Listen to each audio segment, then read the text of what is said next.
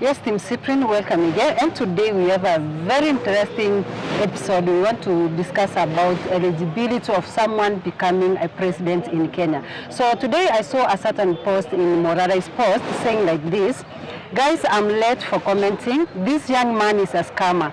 The limit for filing for presidential seat is 35 years minimum. Kebaso Morara is 28 years old. By 2027, he will be 31 years old and not qualified to fight for president. This man is a conman. Please, Kenyans, be careful. He knows what he is doing, pure scam. And Morara had to respond back by saying, the previous constitution had an age limit. The new constitution only requires you to be an adult of sound mind. This is the reason I want a constitution to be translated in all local language to help people like you understand it better. So today I'm here with my brother Mokua. We just want to know more about, is it possible for Morara to become a president here in Kenya? Morara is a Kenyan citizen, okay? By birth, by registration, and in all ways.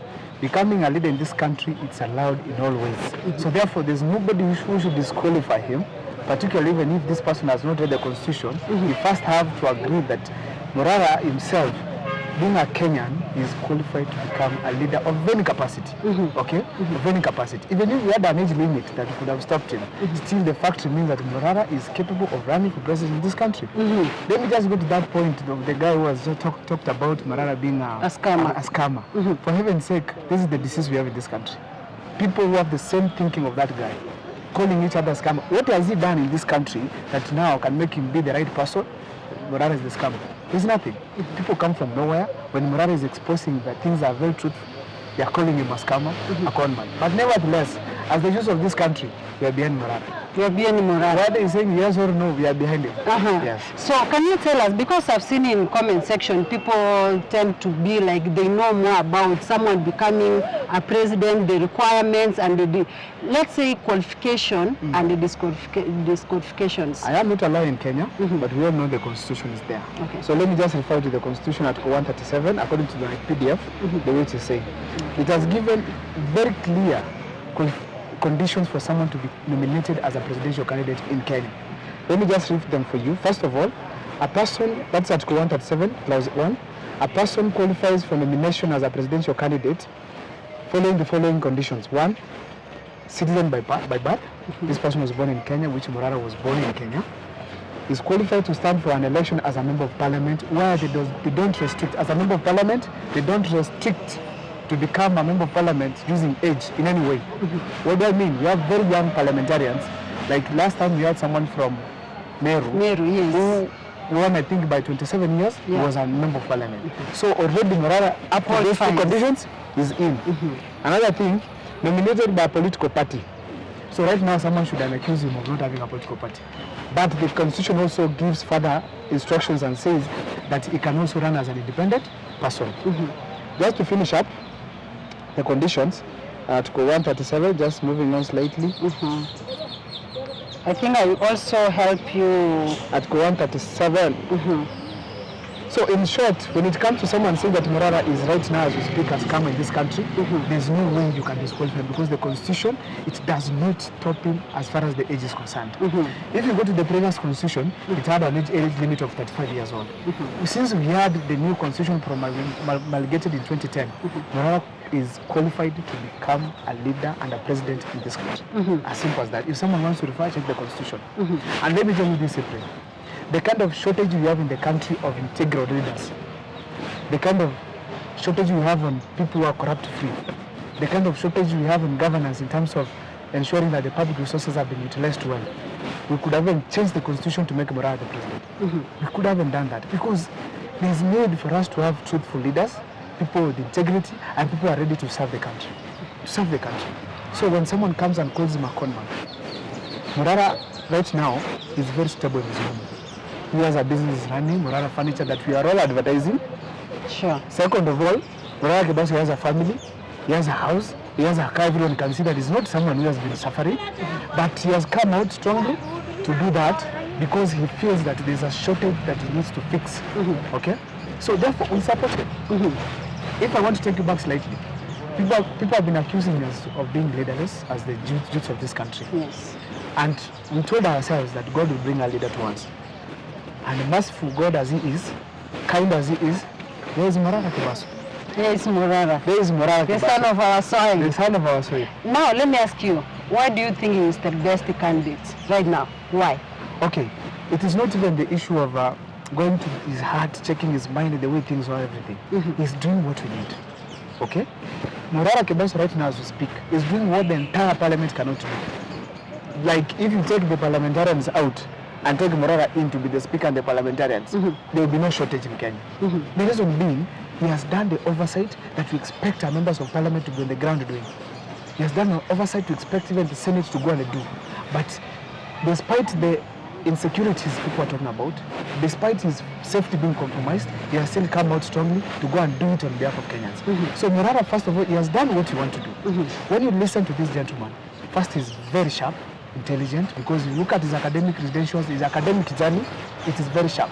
It is very nice that this guy is qualified academically. That gives hope to a hard-working young man back in the villages, that I can be, once I've worked hard in school, I can become a leader of certain level, because you have worked hard. The second thing, Morara Kebaso, whenever he speaks, he shows a lot of, he has so much information and he knows what to do. You get? I mean, he has so much information, the fact that he knows what is being done in this country by the government, what is done by the national government and the county government, where these things are whenever the place is in the country. And he has also talked about going to research and knowing that how are the institutions of the country working. For instance, the Auditor General Institution, he has gone there, checked the reports. So basically he's so much informed and they feel that he is the leader we need as youths of this country. He might be having some weaknesses. We can't despise that. We can't despise that. He can be a leader of weaknesses of certain kind. But that's why we are there as a country. We guide him. People who are experienced and truthful as well, who also believe in the same cause like we do, can come on and guide him to ensure that at least has delivered as per to the expectations of the Kenyans in this country. Yes. Now, talking about Morara being sharp, do you think there are some people maybe working in the government giving him some information? Because we have been seeing him exposing a lot of information which is maybe within the parliament. I wish people are there who are doing that. If they are there who are doing that, they should do that more and more. Because we want him to have more information than what he has right now. I get this. Let people feed them with enough information so that we understand critically what is happening in our government. If they are giving him, kudos to them. If they are not, please let them start. Let them start. Because just going through the papers, people can even change things in the papers and ensure that some information is not leaked outside there. But if you have people from the inside who can leak the information and tell us there's a project somewhere in Kisi, South of Mugirango, there's some project that is pending there, let these people tell him, because he cannot know every part of this country. I would wish to see people of Turkana giving information. People of Eldoret giving information like that one of the airstrip where a politician has planted maize in an airstrip that was supposed to be constructed. We want to see people giving information about Garissa. I get in this, where money is always pumped there and there are no buildings, there are no roads, nothing is happening there. We want more information to be given to him. I wish someone was there who is doing that, so that we can know Morara is even having more. Because what we read right now than Morara speaking on TVs. Yeah, That's what we need. that's what you need. Anyway, what's your closing remark? I want to say this. Let the youth of this country support Morara 100%. First of all, because we have been lacking a leader. One has come, not through kujipendekeza, through some dedication and prove that he's capable of being a leader in this country. The second thing, we don't want to see Ruto and Raila on media as the major news lines in the mainstream medias in this country. Let us see Morara diaries, being aired as the first news, in every media station in this country, so that the government can feel, can see the reaction of the Kenyans and feel the impact of the wrongdoings in the government. You see this? So we want Morara to continue, first of all, but we want to ask the people of this country to support him. People are questioning the issue to do with the elderly people, not supporting Morara, saying he's young and that. We want to urge those people who are above, who are not millennials, above the millennials, to also join the rest of us in the country. Because when Morara points out to a project that is not in Kisi where it comes from, that means we want every country, every part of this country to develop equally.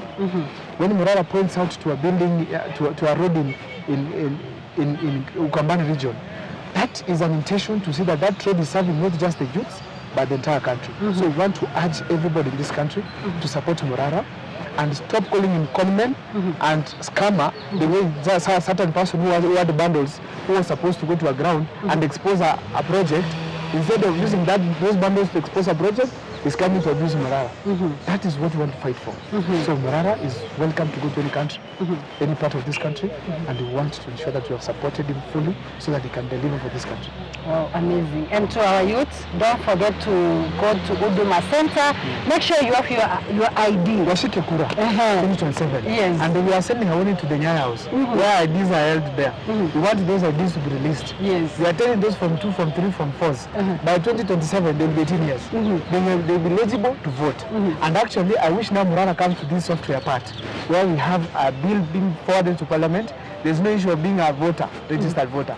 So long as you are 18 years and you have an ID, qualified to do what? To vote. That's the first thing. To just close, let's remember Morara Furniture. He has very nice furniture. People to go there and buy. There's a branch in Eldoret, there's a branch in Nairobi, there's a branch in Mombasa and Bamburi. Please let people go there and buy furniture from them. That's the only way we can support him. And to consider the branch hapa Kisii. We don't have furniture here. We want Morara to bring furniture in Kisii so that they avoid the cost of transportation from Nairobi to here. Yes. Wow, amazing. So guys, thank you so much. See you in our next video.